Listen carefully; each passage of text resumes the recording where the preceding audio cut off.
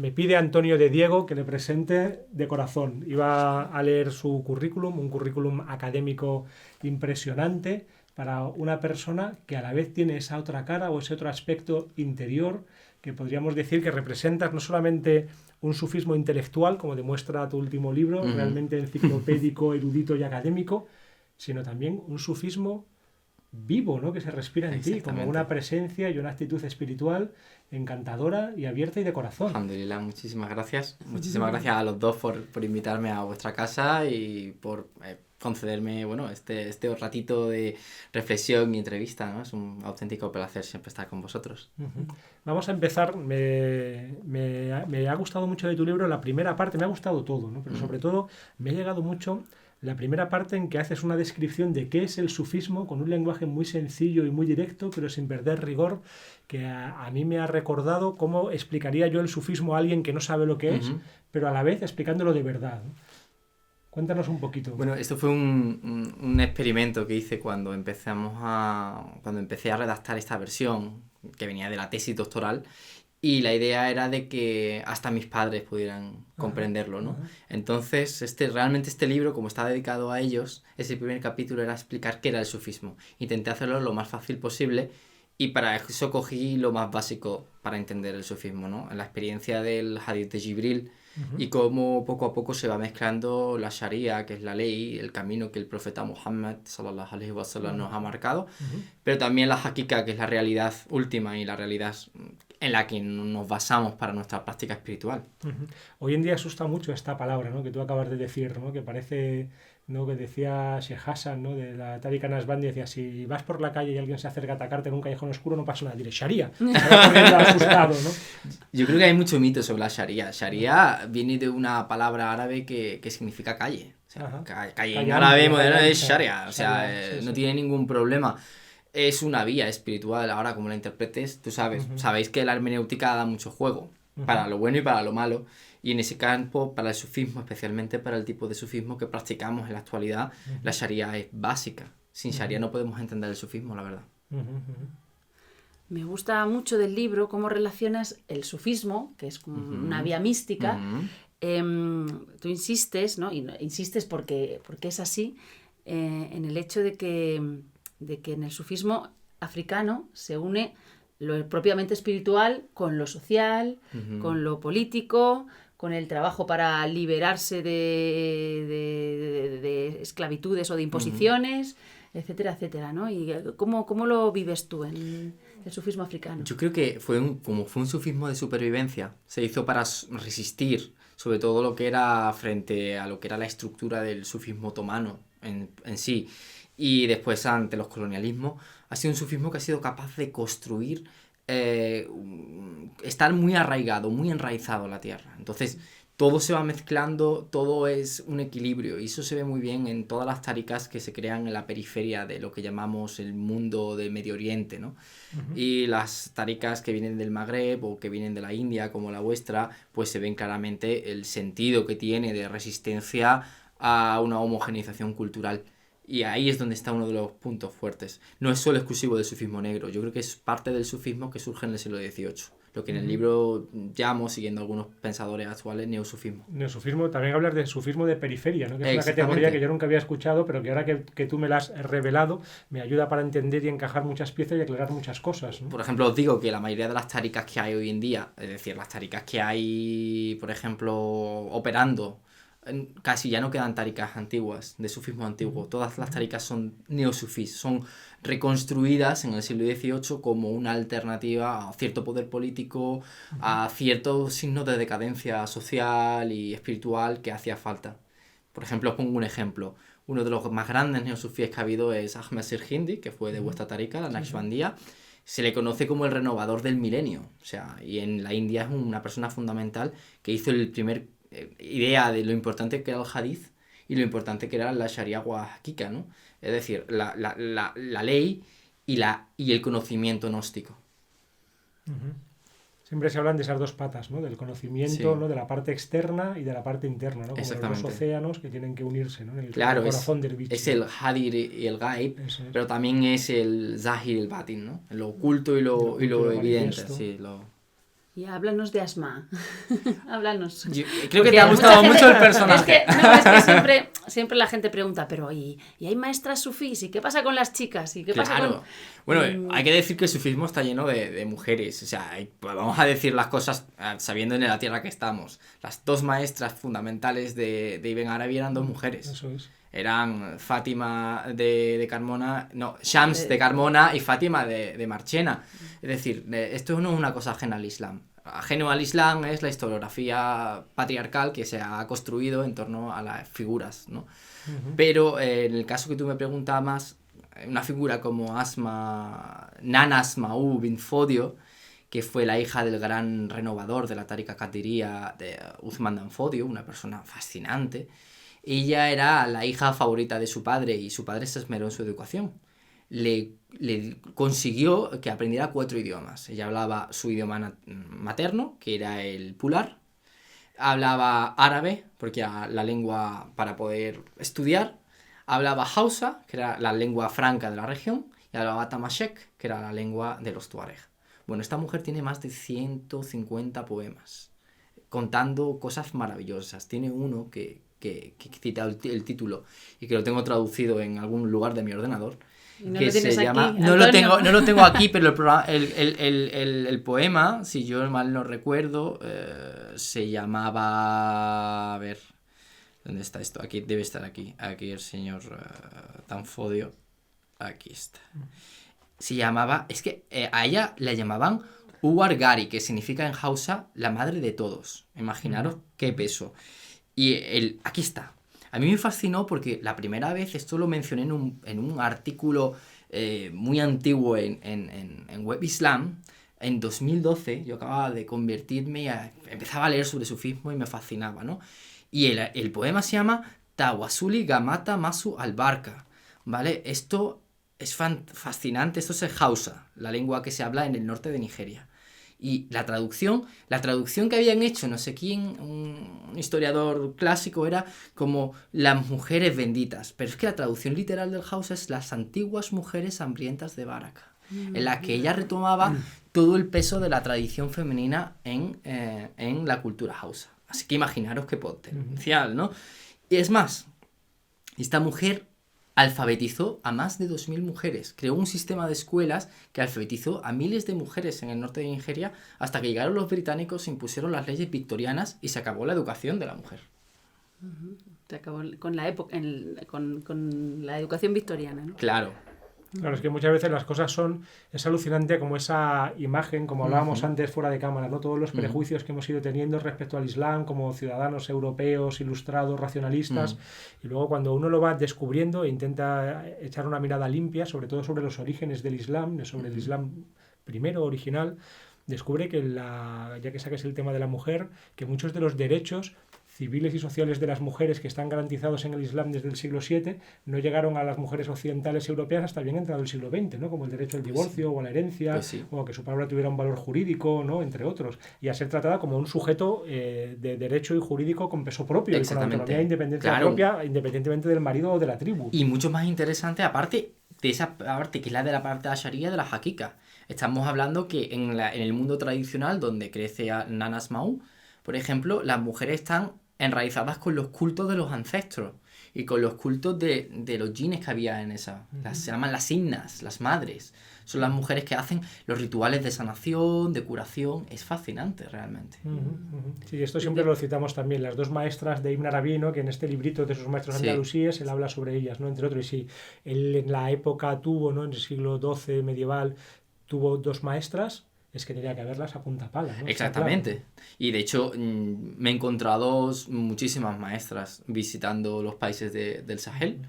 A mí se me ocurre otro ejemplo que no menciono en el libro, pero sobre el que pude, digamos, hablar en una ponencia en Córdoba hace unos años. Y era el ejemplo de Daya bint Mohammed, que es la madre de uno de los grandes sheikhs que hay hoy en día, que se llama Sheikhul Khairi, de la Tariqa Tijanía, es mauritano. Y esta mujer era una mística espectacular y era la secretaria del gran Mohammed al-Mishri, que fue el gran maestro mauritano del siglo XX. Y era su secretaria personal para temas de, digamos, de comunicación con la comunidad, pero también para temas místicos. Y cuentan que ya siendo ya mayor, decía que empezó a decir, le decía a sus hijos, me duele el corazón, me duele el corazón. Claro, cuando los hijos la llevaron al cardiólogo en Nuakchot, a un cardiólogo francés, le decía, mire usted, a esta señora no le pasa nada, ¿cómo le duele el corazón? Y ella decía, me duele el corazón de querer al profeta. Entonces, gente como ella está tremendamente presente en el Sahel, por ejemplo, pero también en Marruecos, en la India. Hay un gran trabajo por recuperar a todas estas figuras, muy escondidas o muy silenciadas bajo el peso del Islam político. Me gusta mucho también del libro, a ver si, corrígeme si me equivoco en la interpretación, pero cuando dices que el Islam entra fácilmente en el mundo africano, porque claro, le reconoce a los jinnes, los jinnes tienen un espacio muy claro, ¿no? Entonces esos jinnes se conectan muy bien con el mundo previo que existía en esos países africanos. Porque tienen mucha fitra. Yo siempre me acuerdo una de las primeras experiencias con gente tratando gente africana y todo el mundo te lo decía, o sea, esta gente vive en la fitra, o sea, no les cuesta trabajo reconocer el Islam. Es más, a mí me impactó la historia, la cuento también en el libro, la historia de Sheikh Bulala, que era un sheikh de Nigeria, que él nació en una familia de lo que conocemos popularmente como santería, pero su versión original, que es la versión de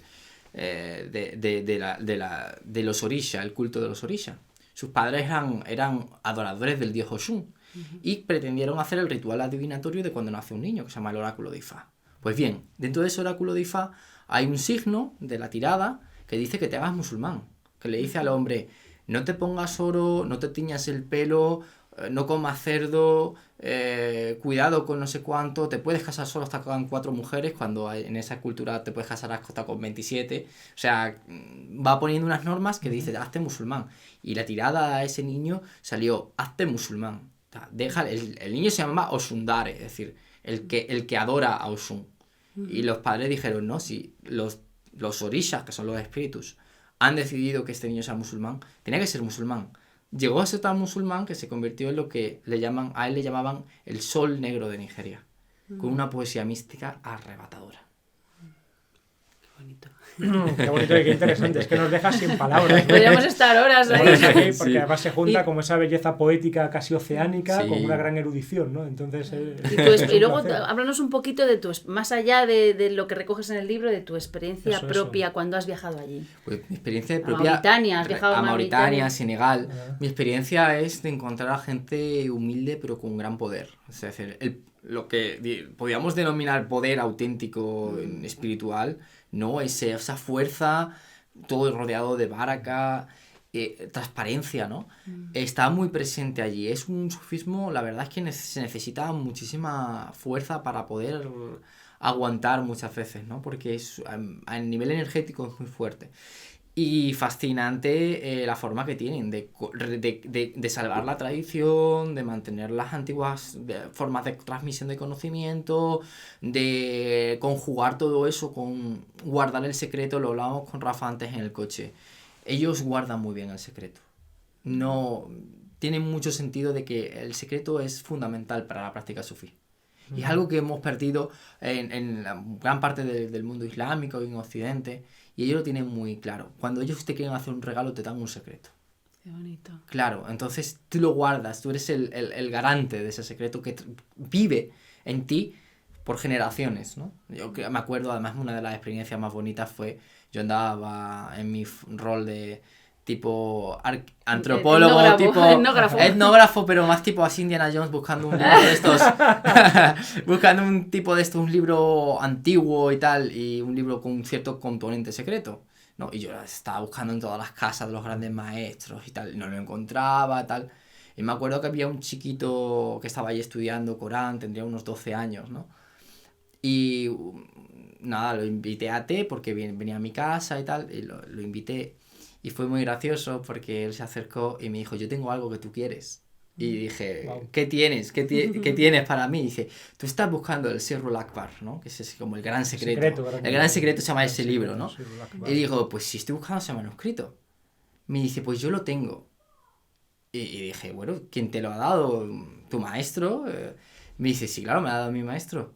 Pero le dije, pues tu maestro entonces me lo puede dar. Dice, no hace falta. El que te lo tengo que dar soy yo. Claro, era un niño de 12 años. A mí me impactó tanto porque yo esperaba que me lo diera un gran maestro con su turbante, con la espera en el salón de casa antes de entrar a su cuarto privado de su biblioteca. Y el niño, con 12 años, pues me dijo eso. Y aprendí que las cosas no eran lo que parecía, ¿no? Aquel niño tenía el libro secreto ese tan importante y para nada, era una cosa como te la voy a dar encantado, ¿no? Yo me acuerdo que llevaba un libro de la historia de una comunidad de Tijani, escrito por Rüdiger Sessemann, ¿no? Y lo que hice fue, le digo, bueno, toma este libro. Y me dice, ¿me vas a regalar este libro que cuesta $80? Y digo, pero si tú me estás regalando un secreto, ¿qué menos te puedo yo regalar este libro? Que es un libro que se puede comprar en cualquier sitio, ¿no? Pues en ese sentido. Qué maravilla. Sí, también una de las cosas que a nosotros más nos llamó la atención cuando estuvimos en Chipre conociendo a Sheikh Nazim, el maestro de la Tariqa Naqshbandi, fue también la sencillez y la naturalidad con la que ocurrían los más grandes milagros. Totalmente. Y cómo podía ser de pronto el nieto del maestro con 7 años o con 10 años, o el último mono que estaba allí al que nadie prestaba atención, que se dedicaba, yo qué sé, pues a barrer el pasillo de la Sahuilla, el que de repente te revelara el secreto, ¿no? Más allá, y te rompía todo el tiempo la cabeza, esa idealización un poco fantaseada y fantástica que tenemos del maestro sufí, de la espera como en la puerta de las grandes pruebas, que claro que venían, pero de una manera siempre inesperada, ¿no? Y diferente a como creíamos. Es que esa es la magia del sufismo, yo creo, ¿no? En parte pasa eso, yo creo que vivimos en un mundo en el que todo parece evidente o escenográfico, ¿no? Y al final el sufismo es mucho más sencillo, ¿no? También me acuerdo mucho del mundo de Mauritania, que es un mundo diferente al Senegal. El Senegal son los colores, los baobabs, la gente, la viveza, y Mauritania es como irse al desierto. Bueno, es que es el desierto, ¿no?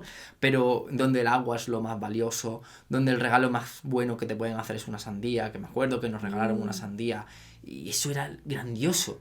Y el pueblo donde mi Sheikh al-Mishri, bueno, pues fuimos a visitarle, donde yo estuve estudiando sobre la figura de su padre y tal, era fascinante porque la cosa era que era un pueblo de 400 habitantes con 8 colegios.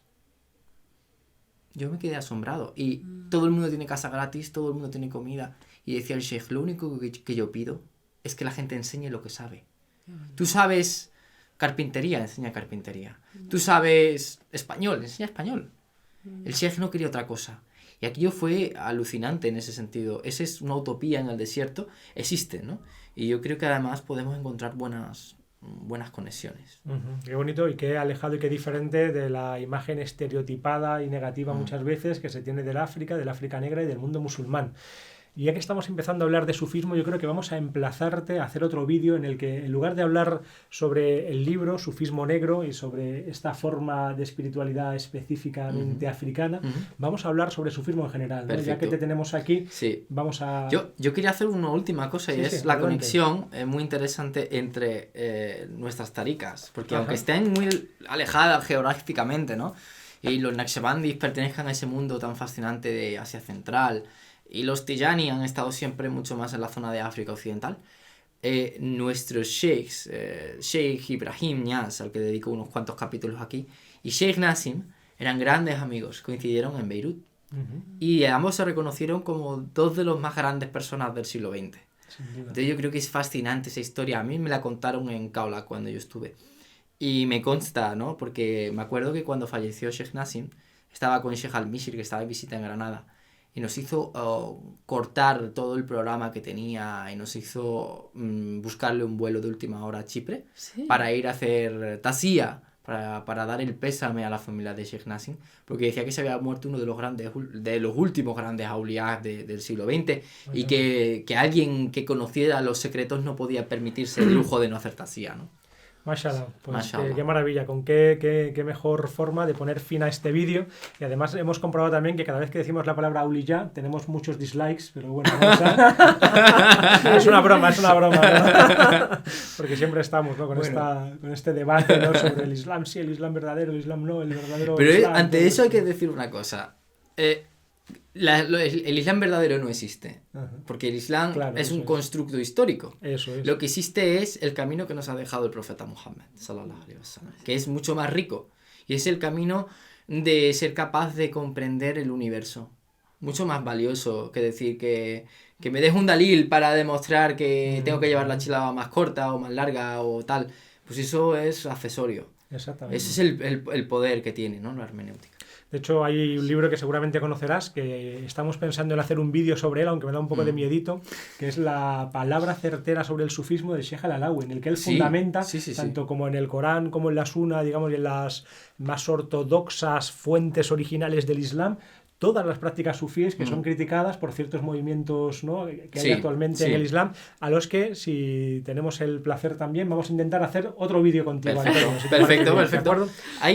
En ese sentido, y podemos usar también, hoy os emplazo en otra ocasión, un vídeo sobre ese libro, un libro heterodoxo de la persona que a mí pues me fue mostrando el Islam, que es Abdel Mumin Aya, no sé si suena. Claro. Sí. El libro de El secreto de Mohammed. Yo creo que ese es un libro fundamental para comprender qué es el sufismo, porque el sufismo realmente es esa práctica. Claro. ¿no? Y más en un mundo en el que el chamanismo, digamos, entra como tan fácilmente, entonces él descubre que esa dimensión chamánica del profeta, que solamente es un nivel entre otros muchos, ¿no? Porque el profeta no es un chamán, es mucho más que eso, pero esa dimensión se encuentra, ¿no? Y de repente a mucha gente que tiene también como ese bloqueo o esa dificultad o esa venda para ver la figura auténtica del profeta, o sea, les llega a través de esa puerta, ¿no?, del chamanismo, el aspecto chamánico del profeta, ¿no?, del Mumin Aya, fantástico. Pues vamos a dejar ya aquí este vídeo sobre el sufismo negro. Podríamos estar hablando horas. De hecho, vamos a intentar grabar otro vídeo con él. Sufismo negro, un libro ideal para leer y para regalar. Dejaremos abajo el link de compra en la descripción del vídeo y también algún otro link para que acudáis a artículos y información de Antonio. Él está llevando también, no sé si una parte o totalmente, la web Verislam, que también la pondremos por aquí y dejaremos también el enlace. Si este vídeo os ha gustado, pues ya sabéis, dadle a like, suscribíos al canal, compartirlo en redes sociales, nos dais la vida y nos hacéis un gran favor, dais sentido a nuestro trabajo. Y ya está, esto ha sido todo. Muchas gracias a todos. Muchas gracias. Y saludos de paz. Y bendiciones. Salama. Y bendiciones. Vale. Hacemos uno de sufismo, ahora sufismo general. Sí, Antonio, eres un pozo de sabiduría, ¿eh? Vosotros sois unos cracks. Mashallah.